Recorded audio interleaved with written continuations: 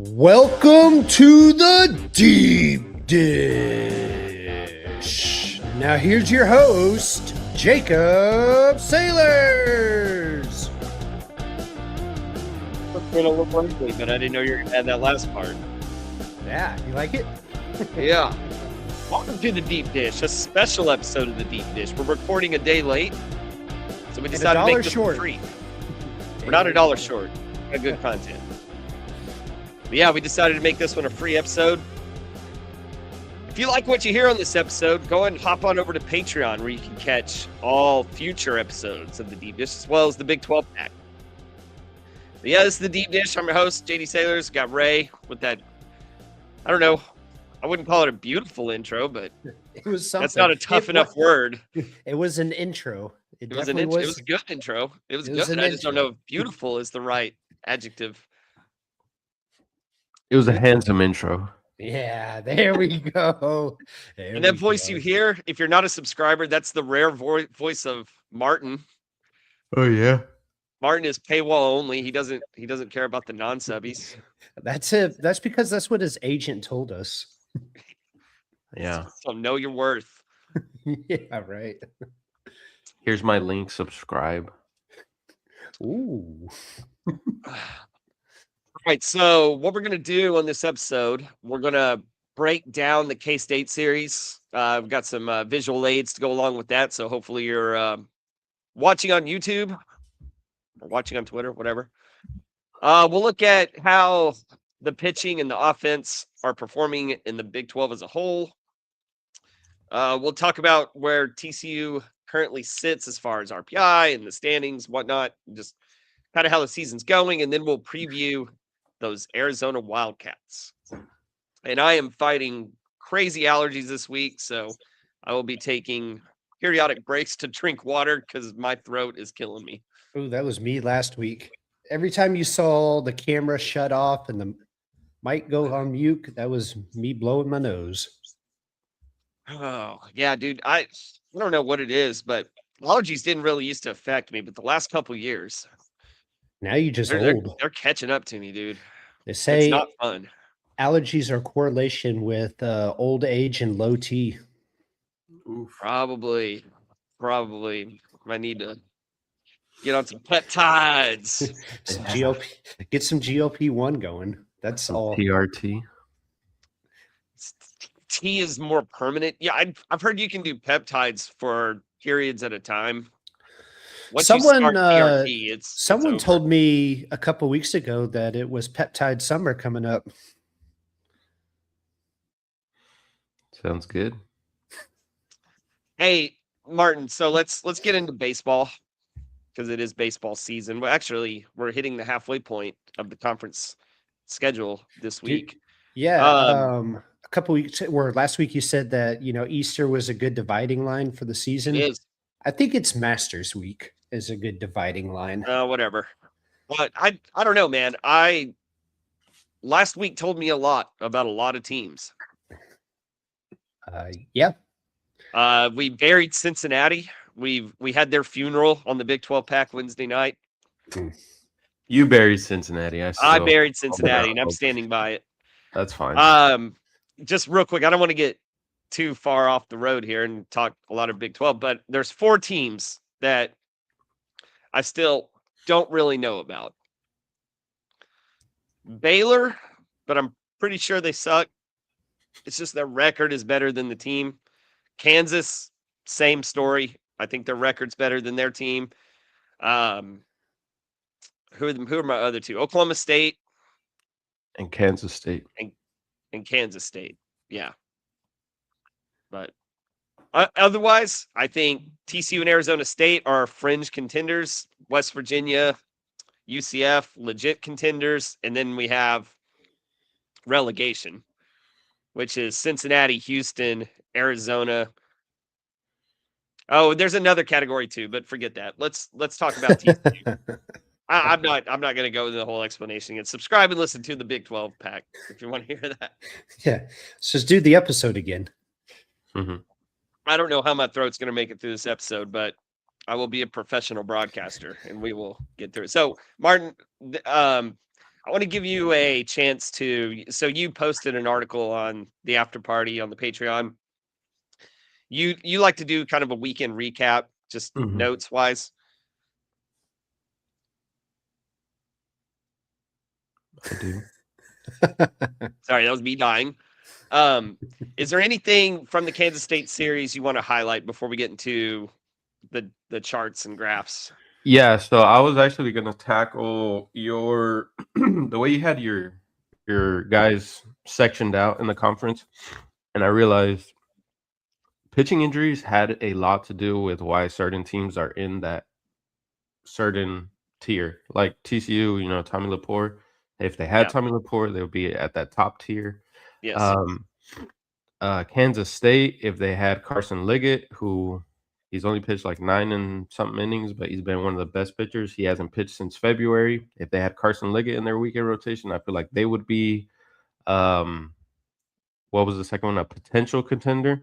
Yeah, so the way I tiered it out, just since you're going down this road. So I had legit contenders, fringe contenders, who are you, back where you belong. Those are teams like Texas Tech and Utah and Baylor, or I'm sorry, BYU, that started off pretty hot, but now they're regressing down to where we thought they would be. And then finally relegation, which is Arizona, Cincinnati, Houston. Yeah. And then the other team was Oklahoma State, who's just been dealing with a ton of injuries. I feel like those Oklahoma State and Kansas State, I think they would be fringe contenders if they hadn't suffered those injuries, and then TCU would be for sure playing. I would say they'd probably be like 2 or 3 in the conference right now. Yeah. Oh, for sure. I agree. I just don't know. Like, does Tommy Laporte win? I don't know. I'm trying to break this down. So we got crushed against UCF in game 1. Then we responded in game 2. I'm just trying to think what changes.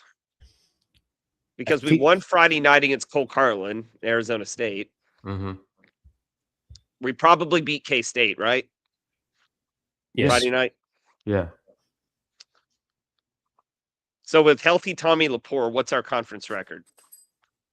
Now, because you have to factor in, well, now we don't have Lance Davis starting on Saturday and potentially no Zach James on Sunday. Because there's a lot of things that change. It's not just Tommy pitching on Friday. Like, that affects everything down the line. Yeah, I agree that having Laporte makes your Fridays better. It doesn't change how the guys pitched the other days. But one thing that causes changes quicker in the starting rotation is pitchers pitching well. So like Zach James pitching well will get him in the rotation. Lance Davis pitching well will get him in the rotation. So it's easier to make changes in the rotation when guys are pitching well, and it's easier to slide guys down. Like, Mason Brasfield has a 8-something ERA. I don't know if he makes it this far if we have a healthy Tommy Laporte. Good point. Yeah. Plus, if you have a healthy Tommy Laporte, it changes how you use your bullpen. Yes, it does. In theory, you're not having to use your bullpen to get 18 outs on Friday. Now they're a little fresher going into Saturday and Sunday. And, who knows how that changes those games. It's a trickle-down effect. Yeah, I think the biggest difference would be we definitely don't lose to Tulane in the doubleheader. Okay, yeah. Which is our worst loss of the season. Yeah. It is. So just looking at that real quick, TCU in quad 4 were 10-1, and the one is the one you mentioned, the Tulane loss, which it's aging like hot milk right now. Yeah. We hated the UTA loss at the time, but that's still in quad 3, so not so bad. And then probably the game I cared least about all season long was last Tuesday night against Abilene Christian. We lost. Okay. It's a quad 3 game. It's not a quad 4 loss. So, if it was a quad 4 loss, I'd be a little more upset about it. I don't love the offense, but I thought Nolan Johnson was good. I just didn't learn a lot about the team on a Tuesday night non-conference game in April in Abilene. Yeah. Yeah, they seem to do that a lot where um it seems like they turn a corner in conference play and then they'll go and lose a midweek game. And it's, the offense only scoring 1 run, but I mean, they have the bases loaded 4 times in that game. They just couldn't get the one big hit that turned the game around. Yeah. So it's not like they went 27 up, 27 down. They were getting guys on pretty much every inning. They just couldn't break through, and it's whatever. That's all I really want to say about that game. Yeah. So with quad 3, they are sitting 3 and 2. Yeah, that's what I have according to Warren Nolan. And then quad 1 and quad 2, I'm going to combine them because that's kind of how, when like D1 starts evaluating resumes, they don't separate quad 1 and 2. They combine the two together because I mean, there's really not that big of a difference between quad 1 and quad 2. So they are 7 and 9, quad 1 and quad 2.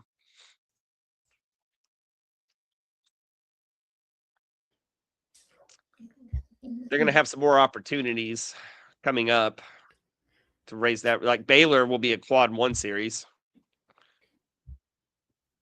Oklahoma State, I think that'll be a quad 1. Maybe at worst quad 2. Will West Tarleton Virginia will obviously be quad 1. Will Tarleton Tarleton still will be a quad 1 game. That's crazy. In my last check, Tarleton was sitting like 30 in RPI. Really? Man. It's probably gone down since then. It'll be. Let's see. Is that game at home or is that on the road? I can't remember. It's at home. I thought they were in the 60s. They might have gone down then. I know when I last looked at Tarleton, they were up there because they're having a great season. They're 73 right now. Okay, well, that aside. Yeah, they had a rough They weekend. should play that game in Cleburne. Yeah. Move that game to Cleburne. But right now, TCU sits in a pretty decent spot overall in RPI. They're sitting at 28. And, with the schedule coming up, not that difficult. And some of those are going to be some quality games. So they can get up to around 20 or so. They really weren't punished at all for losing to Abilene Christian. Now I know some other, some other big programs lost midweek games this week. But LSU has 5 with it being a road game. Yeah, the road being on the road helps. LSU has 5 quad 4 losses. Ooh, that's crazy. Done. So with it being on the road, it really cushioned the blow. But man, if they would have won that game, I think they would have been like 20 right now. Yeah, that's true. But as far as hosting goes, I think you're going to have to probably win the conference or at least finish second and separate yourself from third.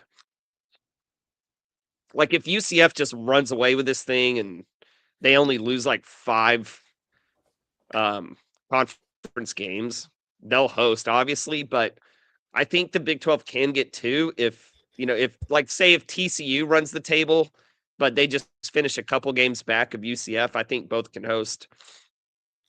Do you think the committee, like all these other committees, take injuries into account? Like, say TCU gets Tommy Lepore back, and they are just cooking, right? Yeah. Would they look at TCU's results without Tommy Lepore and be like, well, they did good enough, right? But now look at them. Now look at them cooking. I think if Vanderbilt ends up having a decent conference schedule, they'll look at his start against Vanderbilt and maybe consider that. Maybe. I think if it comes down between like us and one other team, they might look at that. But we would have to be like right on the bubble. I don't think they would ever consider outside the box stuff in a positive light for TCU, just based off of like the last 4 or 5 years in the committee selection and TCU getting Yeah, I would have to be a real burned. special circumstance for that to come into Yeah. play. But I think most likely we're looking at a 2 seed. I saw somebody like on College Baseball Central was like looking at a projection like TCU a 2 seed, no chance. And I'm like, what? Like that's like 80% probability that they're going to be a Mhm. 2 seed. And like what 5% chance they host and 15% chance they're a 3. Why out of 64 projections are you looking at TCU at a 2 and saying, "No way, there's the flaw. There's the one flaw that I'm going to point out." That made no sense to me. Like I said, Yeah. why not? Why can't they be a 2 seed? That's like the most likely outcome. Let's bring him on the pod and take him to task. Yeah. Well, Yeah. his response was, "I want to see him as a 3 seed in the Fayetteville regional." And I'm like, "Arkansas's hosting now?" Falling apart.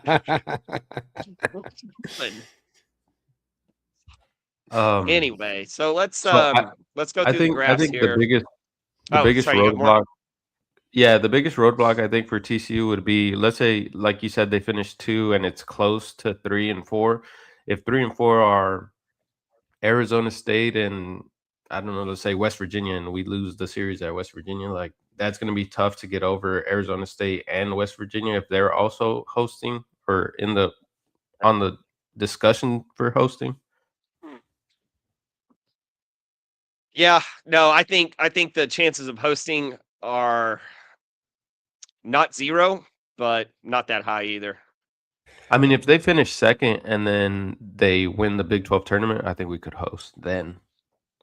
I think our chances to host are the Big 12 better. tournament is They're better than they were 2 weeks ago. Yeah. Yeah, winning a road series against K-State is huge.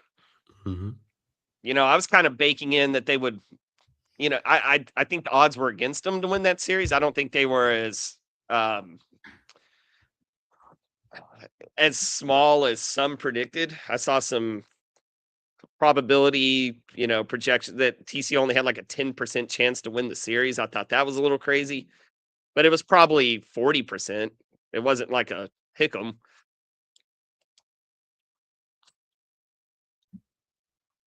So, Yeah, I agree.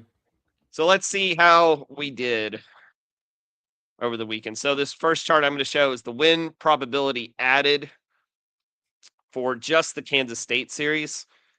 So for those of you who are new to the deep dish, I like to track win probability. So if you get a base hit in like say Colton Griffin leads off the first, he gets a base hit, TCU's chances of winning the game go up about 3 to 4%.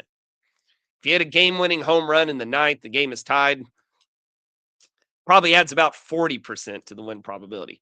If you strike out with the bases loaded, probably a negative 10%. So what I do is I look at the net total by the player, and I have that pulled up there. Hopefully that's visible. I'm using a new visualization software, so still tweaking it. So basically what you see, the guys in green are net positive contributors, and then you have red, which were net negative contributors. Chase Brunson had a very nice bounce back weekend because as you'll see when we look at Big 12 play as a total, he is not this high. So he was the main contributor offensively against K-State. Cole Kramer, of course, was awesome. I thought it looked like Caius had a good game, so on and so forth. So anyone in the green, like even Nolan Traeger, his one start, I'll take that. That's like you played one game, you are a net positive contributor. That's all I ask. You don't have to be up here with Kramer and Brunson. That's nice to have. But all you really need to do is be in the green, and you're probably going to win the series. Like if most guys are in the green. You know what immediately jumps out to me on this? Is that I mean, there's a couple things in my mind. I'm trying to guess which one. No, I don't know. I don't know which one.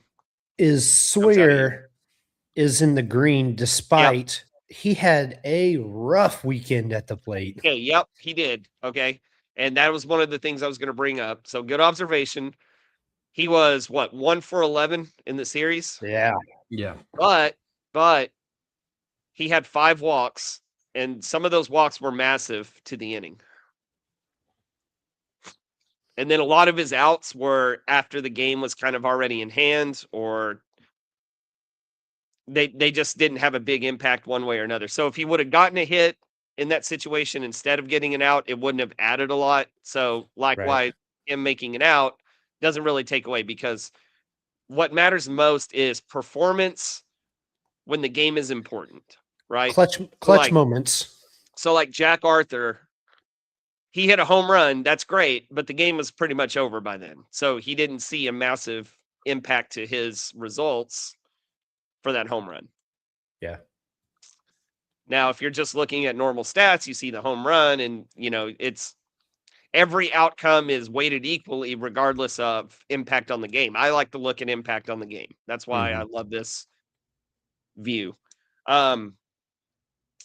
We talked about Kramer moving out of leadoff and into the 2-hole, and it looks like he's a different guy. Dude, I Right? loved y'all's discussion on Monday regarding this. So, just to quickly recap, Kramer hitting leadoff did not go well for him. Pretty much all he was doing was grounding out. Now he moves to the 2-hole, and suddenly he's hitting for power. He's hitting home runs. He's hitting doubles. He's even striking out more, which sounds bad. But if all you're going to do is go up there and, I'm a leadoff guy, I got to put the ball in play, make something happen, and all you're going to do is ground out, I'd rather you sell out and strike out every now and then if it means you're going to hit a double in the next at bat. Right. All right. So with Cole Kramer moving out of the 2-hole or out of the leadoff spot and now performing, somebody else has to go into that leadoff. Colton Griffin, who's been having a nice season, he's now hitting leadoff. And you can see he has the biggest red bar here. So now he's the guy, hey, go up there, just try to put the ball in play. Why can't we just tell our leadoff guys, do what you've been doing in the other spots of the lineup? Well, I see a green bar for Caius. He led off. No. Did Jack he? Arthur No, did. Jack Arthur did. Yeah, never mind. I take that back.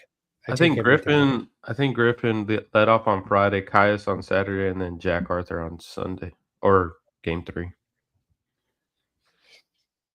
Oh, it was on Sunday. Yeah. So I don't know. I mean, it's just weird to me that Colton Griffin, who's been having a nice year, suddenly goes to leadoff, and now he's got the biggest red bar in the chart. After that was Cole Kramer doing the same thing when he was hitting leadoff. Yeah, I just think Colton Griffin. So I do think this is a small sample size because I think he only played in one game that weekend. So, well, let me just go to conference play as a whole. So let me immediately point out Colton Griffin. Yeah. Who, overall is a net positive contributor. But that's probably mostly when he was not hitting leadoff. Yeah.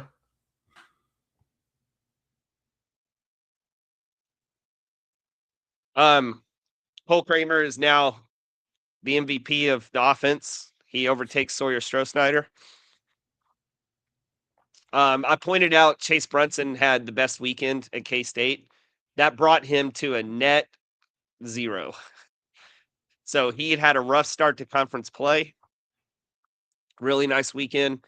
So now he's a break-even player. I have full confidence he'll only continue to move up on this chart as the season goes.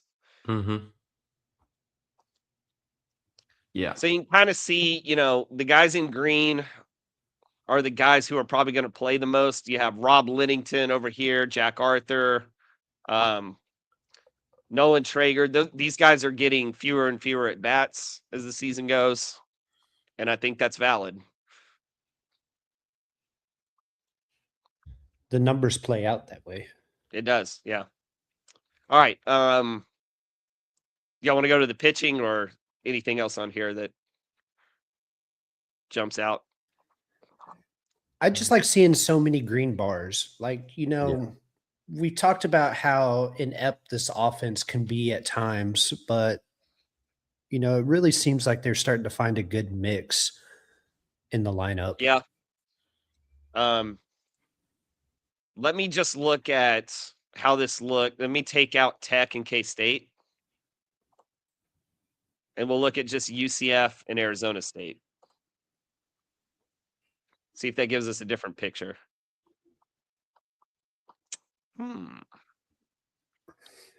Now, Actually, not some really, of huh? it was That's a little pitching. surprising. Really wasn't pit. You think of certain games where the offense no showed, like Sunday against Arizona State, Yeah. jumps out. Yeah. This is more positive than I thought it would be. Mhm. I mean, it kind of looks very similar to the last 2 weeks, It does. Yeah. or with Tech in it and K-State. Let me go to pitching. So this is the K-State series. Zach James, no surprise. Tanner Seguspy was actually pretty good in relief there. And what's crazy is I really think he struck out D. Kennedy there with the bases loaded. Oh, he did.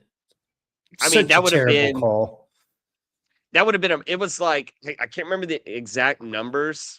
Maybe I can pull it up real quick.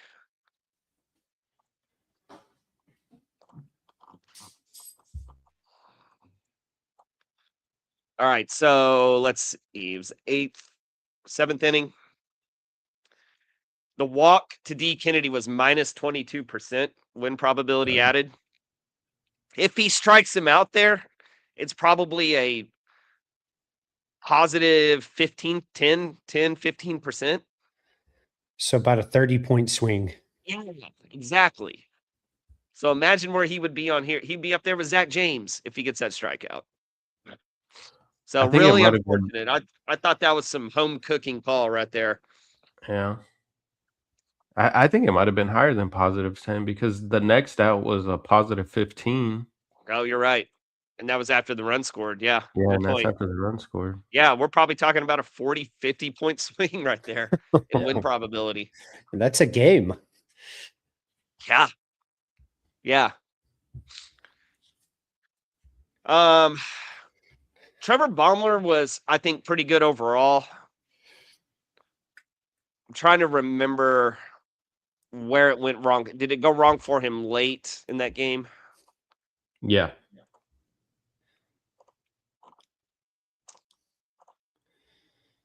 So let's see. Against K-State. Yeah. Okay. So so he was positive 4% until the 7th inning when he allowed two singles to start that inning.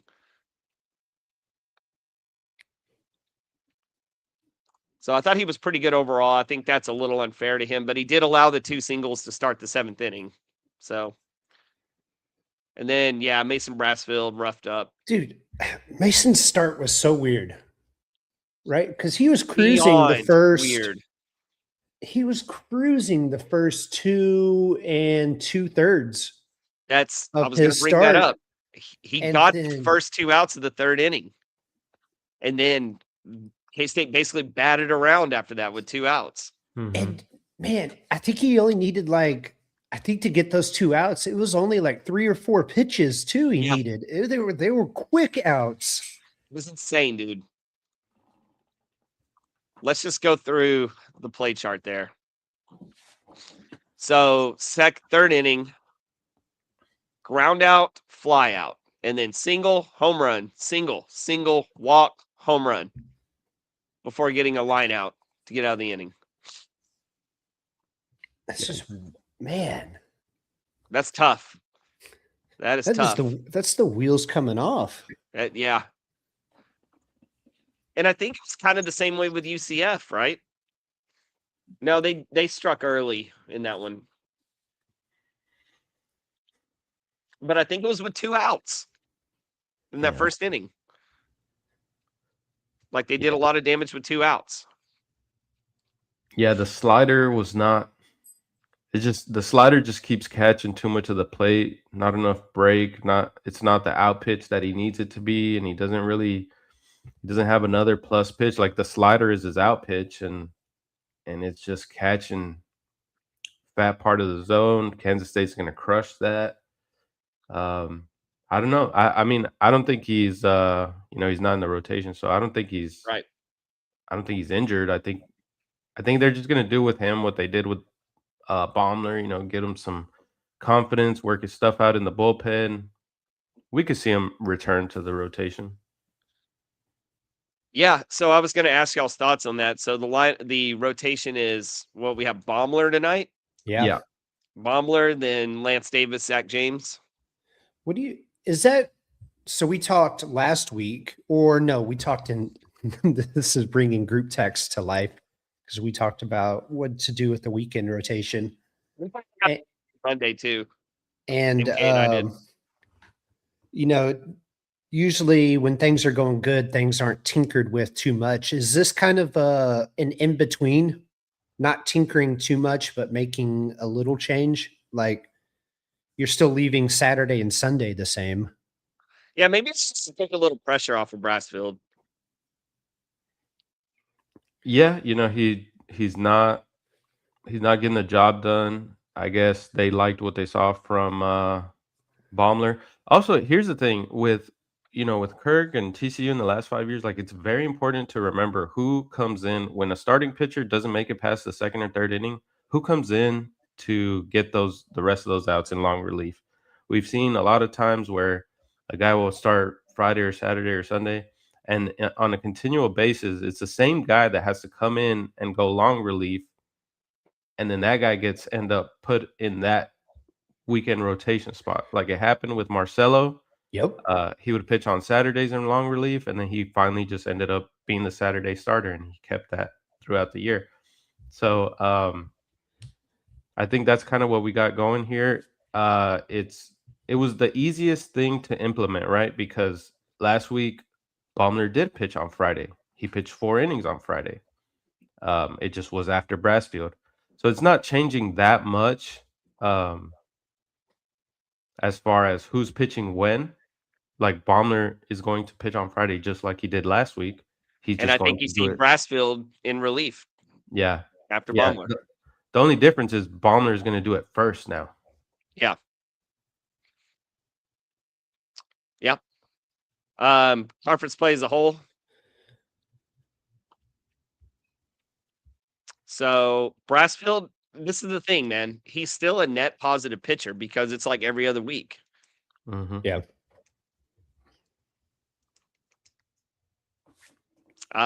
Zach James just on fire. Saguspi, great out of the bullpens. Great to have Noah Franco back. Tyler Finau producing in conference. Love that. Boy. Going back to the Brassfield discussion and, kind of switching when they pitch or whatever. So say, Baumler pitches 3-4 innings tonight, right? Yeah. And then you Mhm. bring in Brassfield afterwards. Well, now you're allowing yourself to have a quick hook. And with that's him. what I was going to say with Baumler, because the reason he's so far down is because he's been pitching in very, very close games where every at bat is high leverage. Okay. And like against Texas Tech, he pitched he pitched like the 9th through the 13th. So Yeah, every those- single at bat was incredibly high leverage. And he did well until he gives up a run in the top of the 13th, which just tanks his win probability Mhm. contribution. Yeah. Now TCU ended up winning the game, so we don't really think about it. But And when you You know, look it's over the same that with Walter overall body of work, right? yeah, it's One the same run with in 4 Walter innings. Quinn, where every single time Walter Quinn pitches, it's like do or die. So if you have one or two at bats go wrong, it's really going to tank your win probability added.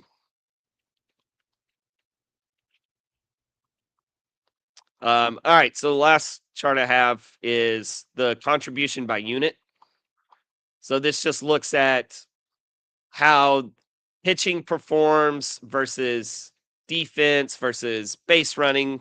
So the different inputs I have here: pitching, opposing defense. So like again, like it's Shriners, right? The offense was quite poor overall, but we beat Vanderbilt thanks to their defense. Does that make sense? Yes. And then the pitching was very good. Against Texas Tech, offense really showed out. The pitching was a small positive, but I think against a team like Texas Tech, that's all you really need. Mm-hmm. Just don't kill us, right? Because we're going to score against that pitching. Same with K-State. Offense was great. We knew we were going to score. We just need the pitching to not tank. Now, what I didn't expect was Brassfield to get absolutely annihilated, and then Zach James pitch a damn near perfect game. Like, I didn't expect the variance, right? I didn't expect 4 runs to be enough to beat K-State. I thought the pitching would have to hang in there, maybe only give up 6 or 7 runs so we could score 10. Yeah. And Friday night played out that way. It just got away from us a little bit. But then Lance Davis and Zach James completely shut them down on the road. Yeah, if I would have told you last Thursday, whenever we did the deep dish, that TC was going to throw 17 consecutive scoreless innings. No, I'd say that's impossible. And I would have assumed Mason Brassfield would have to be in that mix. Yeah, is that front loaded, back loaded, in between? Yeah. Yeah, really good at the offense, taking care of business against the pitching quality of Tech and K-State.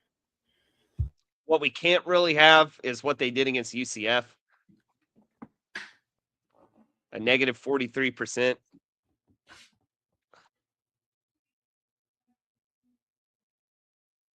However, I think history is shining brightly on that series, at least when it comes to UCF pitching. Yeah. We kind of see that they're legit, like really legit. And TCU even caught them when they were full strength. That's true. Camden Wicker looks like he is that dude.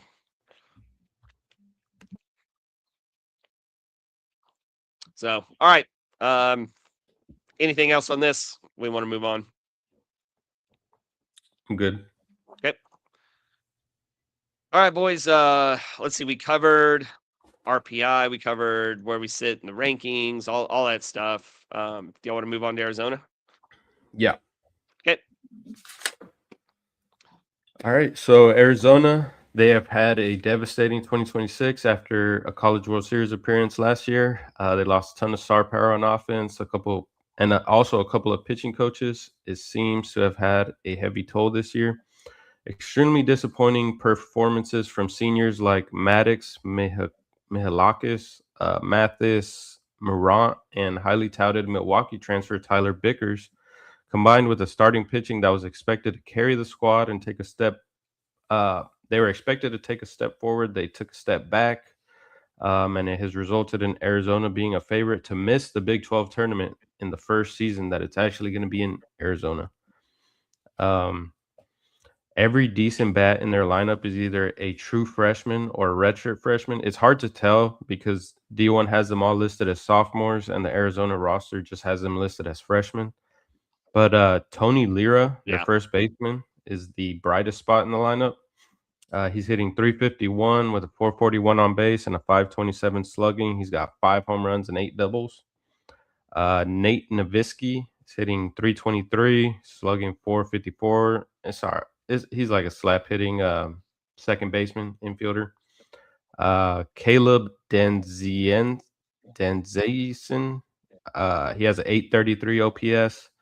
Easton Breifogel, he's only played 2 games and suffered a season-ending injury. That would be a pretty solid core if it wasn't for injuries. And Yeah. if the before mentioned seniors were just at replacement level, I mean, they were like really bad. Mahal- Mahalikis, I think, is the only one that's still starting, and he's got like a 590 OPS.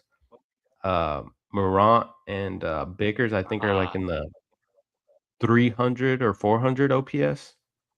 That is Um, you can't play baseball with a 300 or 400 ops. that's like automatic out territory. It's automatic out. Yeah. Do you remember Um, when we played USC in the regional? yeah. And I was so pissed off that the first run of the game was a single by their 9-hole catcher who had an ops of like 380. It Yeah. was like his first hit of the whole season, and it came in the regional off of Lepore. Yeah. I was so pissed about that. Anyway, that's what that reminded me of. Yeah. I mean, like a 300 ops, that's like pitching hitting stats. Like when the National League used to have hitters or Yeah, pitchers hit. Yeah, pitchers, yeah. It's like a that's the pitcher kind of hitting. number. Yeah, Yeah, that's that's the kind of numbers they put up. Um, so Smith Bailey, Owen Kramkowski, they were expected to lead the Wildcat rotation and show some improvement. I'm not sure if this is where the loss of their first two choices of pitching coach come in, but both Bailey and Kramkowski, they have similar numbers to last year, just like a smidge worse. But the biggest difference is Colin McKinney.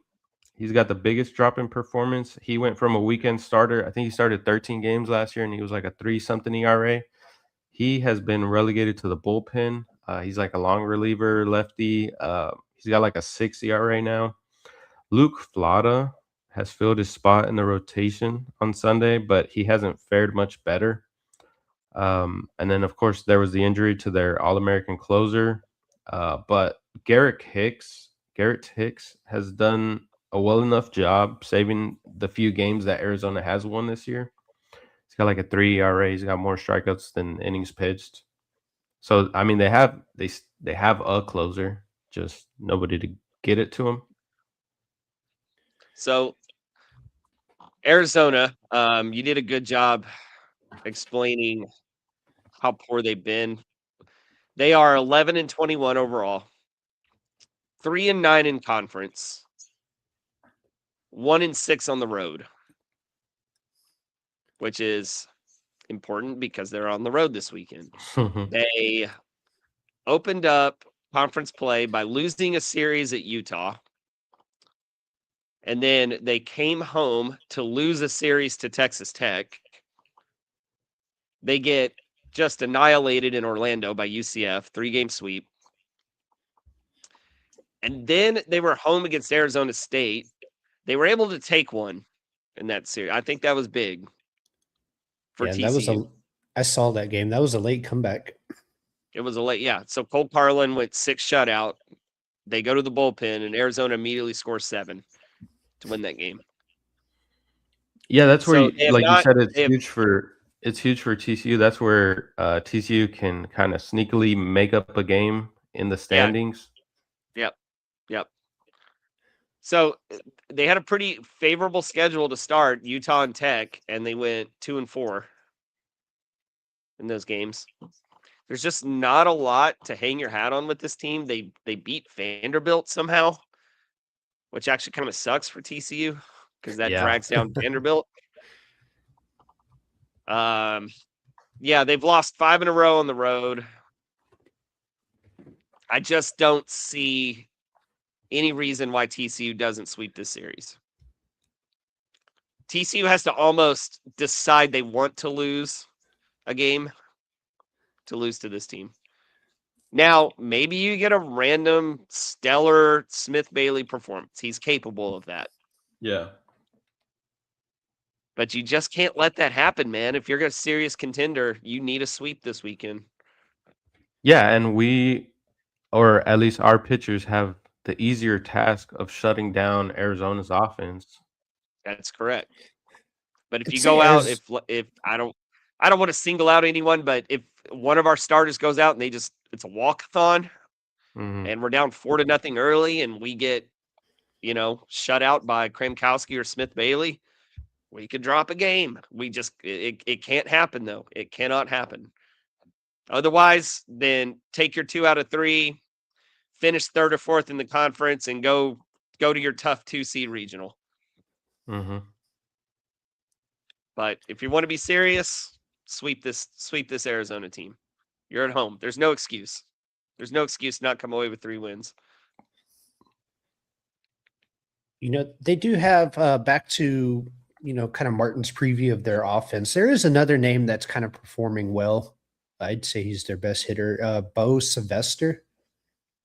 He's hitting 320 or 424. He's got an ops over 1,000. Oh, you're talking about in conference? Yeah, in okay. conference play. I Overall. filtered it by conference. Same. At this point, I look at conference performance. Because I really don't care what anybody in their lineup did against Omaha or UConn. I want to see apples to apples. Like, we're all, for the most part, playing the same teams with a few exceptions. I think Now Kansas has had a pretty easy road so far, but that's another discussion. Now it's only Bo, Tony, and Andrew that are hitting worth a dang. They all have, like, Tony Lira and Andrew Kane. They both have an ops over 1,100 in conference. Not much power. There's very little power with this team. Yeah, Bo's Yeah, Bo's a transfer from Oklahoma State. I think he was a backup for Oklahoma State, and I think on the season he's got like a 700 something OPS. But they have a bunch of catchers that play for some reason. Sounds like TCU. So how do you guys see this series playing out? Do you think? I think it'll be fairly low scoring, right? It Maybe. won't be I as don't know. high scoring. I don't think it'll be as high scoring as, like the Tech series, and or as much power. Was the Tech series that high scoring? Well, I mean, what was it? 13 to no, we won 18-8 on Yeah. Friday. What was it? 13 to 12 on Okay. I Yeah, couldn't but remember that's how Saturday. Saturday score was. Yeah, Saturday I'm was just, pretty high. What's weird about, like, the TCU offense has been good, especially the last couple weeks, but they sure are leaving a lot of meat on the bone on Sunday. Mm-hmm. And they've been fortunate to get the starts they've had from Zach James, or otherwise you might be talking about dropping that Sunday game to Tech and only winning 2 out of 3 and then losing the series at K-State, and the season looks completely different. Because the offense just didn't do much in either of those games, but thank God Zach James was unhittable Mm-hmm. in both of those games. Yeah, I imagine it's probably going to take 5, 6, 7 runs to win. Yeah, But I just don't want one of these Sunday offensive performances to come back and bite us if we're not getting immaculate pitching that day. right. I think Friday will be high scoring because I think for some reason the TC offense just brings it at a higher level on the last 2 Fridays for some reason. I don't think Kramkowski is very good, especially on the road. I think Smith Bailey is a good pitcher. Saturday's probably going to be low scoring. Like, for us to win that game, I think it's going to need to be a low scoring game total. Sunday, I mean, I think we win all 3, but like you said, they have had some flat offensive performances on Sunday. It would be nice if they were. Just to be fair, too, in both of these games that I'm bringing up, the K-State and Tech Sunday games, they did have double-digit hits in both of those games. Yeah. Yeah, it's not like They're just not scoring runs. we weren't very It's not far like from the breaking it open. Cole Flecker game every week. Yeah. Yeah, it's not like we were very far away from getting it broken wide open. Just, a couple hits here and there, and we score 12 runs. I think they refer to that as timely hitting. Yeah. All right. What else? I mean, and some of those, it's like you get the bases loaded in less than 2 outs. I mean, sometimes I'd take just manufacturing a run, right? Like a sac fly or a suicide squeeze or something like that, just to get a run on the board, as opposed to, because it is a lot harder to get that timely hit, right? As Yeah. opposed to trading an out for a run. Sometimes let's just trade an out for a run. Yeah. Also, just hitting for more power helps. Then Yeah. like when you're just walking and hitting singles, you need a lot of things to go your way consecutively. But when you hit extra base hits and home runs, it's instant. You don't like you don't have to have single walk and then have a fourth guy in a row come through. Mm-hmm. You just need one guy to come through. Get a single and a home run. You know what I'm saying? Bang. I know that sounds simplistic, but that's really been the problem on Sunday is you haven't had power. Mm-hmm. Like you're getting guys on base with singles and walks, but you're asking, the fifth guy in a row to come up and come through. Or just hit for more power. It's that easy. And power right? power this weekend, it's not necessarily home runs. It's gap Yeah, power, it's right? Because it's going to be that's hard what I'm to hit saying. home runs this weekend. You're going to have a strong south wind blowing in at Lupton, and the No, only I, and place you I'm can not hit home runs is left field. and I'm not even necessarily talking about this particular Sunday. I just mean overall. You're going up against Sunday pitching. Yeah, I mean, it's great you're getting double-digit hits, but convert some of these. I just don't, like I said, I don't want to see it come back and bite them. for sure. I mean, look at probably if you go back and look since Tech, how many times have they had the bases loaded and produced 1 or 0 runs out of that? Yeah, it's more likely 0. Yeah, it's been many. It's been many. All right. Any other topics, or do we want to wrap up? Let's discuss. Everyone's been talking weather this weekend. Okay, yeah, let's go to the weather center. Okay, so I think Friday and Saturday. Wait, Here, I'm in the LDC Weather Center, and I am looking at my forecast models right now. Tonight, I think you should be all clear. There very slight chance of a thunderstorm, but that is mainly south and west of Fort Worth, so we should be good. wow, how's Saturday, the barometric pressure looking? we are dropping as there will be some instability moving into the region. We have an old dry line setting out west. Ooh, Saturday afternoon game should be good. I don't okay. think it's a very low chance of a stray shower or something So random. at worst, we're delayed a half hour and we go to Buffalo Bros. And I don't see it happening on Saturday, Okay. right? I think you get the Yeah, entire that's game good news. in. Saturday, late Saturday night into early Sunday morning, potential for a line of thunderstorms that it will fire out west Saturday afternoon, Saturday evening to move in, but it will be weakening as it gets here. And that really depends. That impacts Sunday afternoon hugely, right? Okay. Because if that line moves through Sunday morning, overnight, Saturday night, then it'll kind of turn up and take all the energy out of the atmosphere, zap Okay.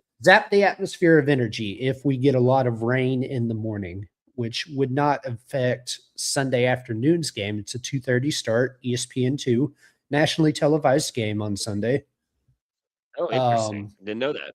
That's the reason it is at 2:30 and not the typical 1 Surprised it didn't o'clock. get flexed. Like this game looked a lot sexier Oh, before it the looked season. Well, I'm sure ESPN thought the same thing last week when they had in prime time Arizona and Arizona State. Yeah. Yeah. Yeah. So right. if You're the right. rain does come through Sunday morning, it will zap the atmosphere pretty much of all its energy, not really allowing for thunderstorms to redevelop in the afternoon. Now, if it's kind of a non-event Sunday morning, then towards the end of the game, it could get a little dicey with some big old boomers. But it's So just are all we dependent Sunday morning what happens. so are we on track to play all 3 games as originally scheduled with small chance of interruption? Yes, I would say very much so. Definitely Friday and All right. Saturday. It's not going to be a washout of a weekend. Uh, Now, Sunday, if there's not a lot of rain in the morning, it could get dicey late in the afternoon on Sunday.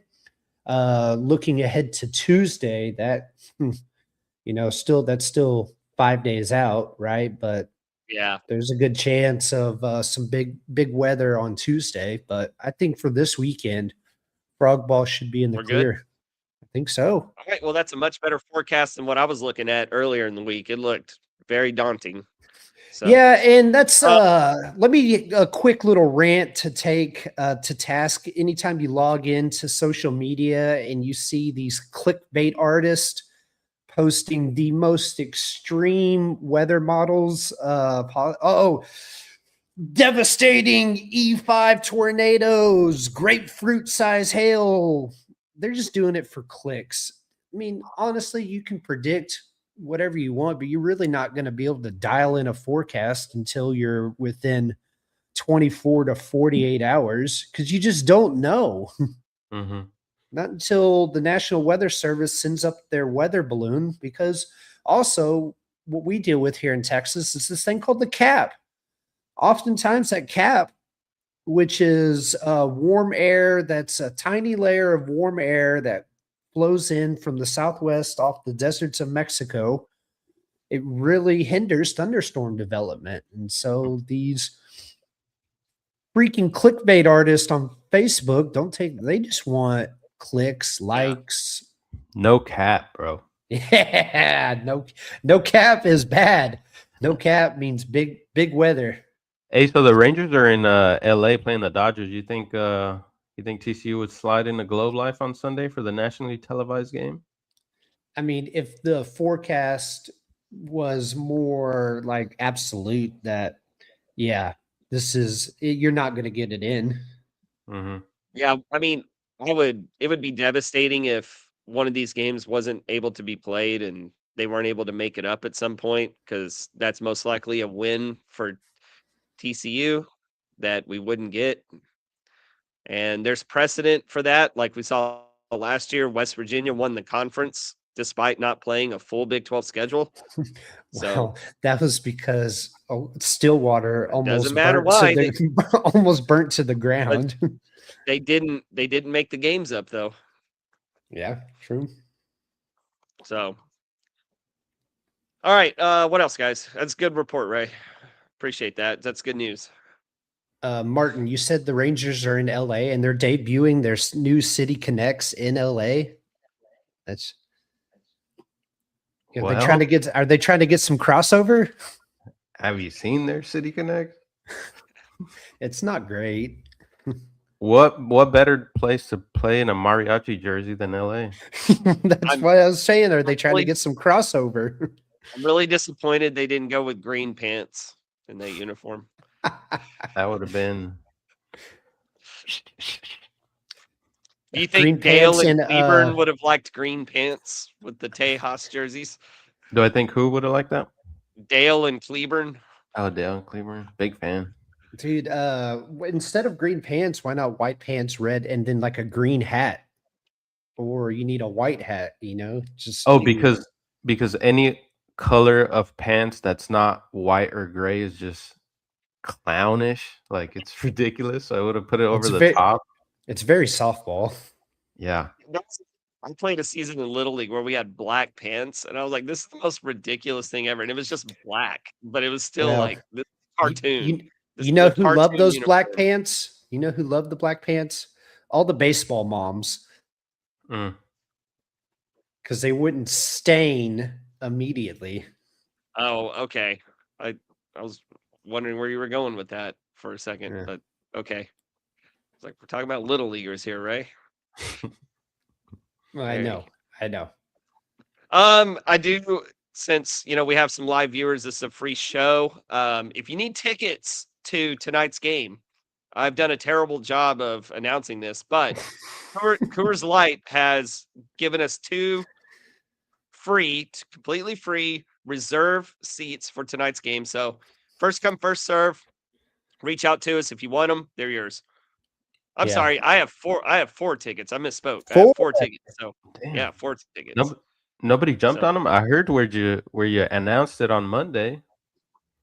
Yeah. I thought But that was, but nobody took them. So they're still available.